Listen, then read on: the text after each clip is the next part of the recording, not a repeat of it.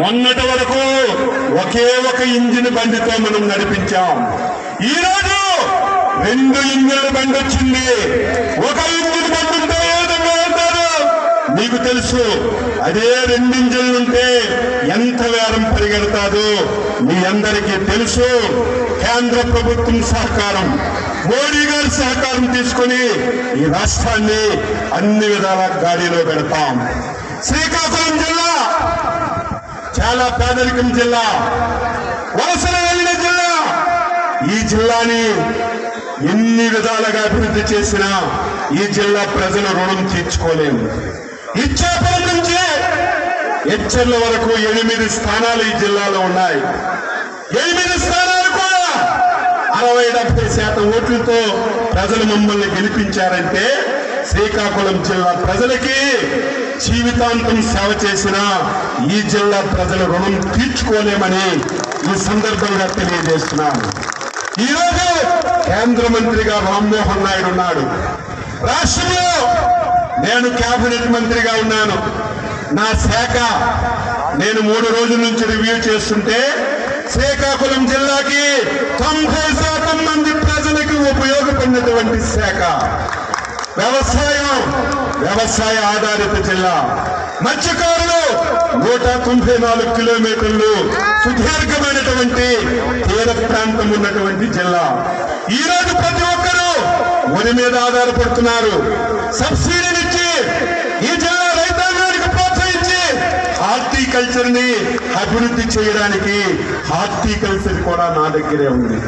ఈ జిల్లాలో పశు సంపద, వెటర్నరీ శాఖ నా దగ్గరే ఉంది. ఈ జిల్లాలో పండినటువంటి ధాన్యానికి గోడమ్స్ లేక అవస్థలు పడుతున్నారు. మార్కెటింగ్ శాఖ నా దగ్గరే ఉంది. ఈ రోజు ఈ జిల్లాలో ఏదైతే కోఆపరేటివ్ వస్తుందో ఆ శాఖ నా దగ్గరే ఉంది. నేను ఎంత అదృష్టవంతుందంటే ఈ శాఖని 4 మంత్రులు చేసేవాళ్ళు.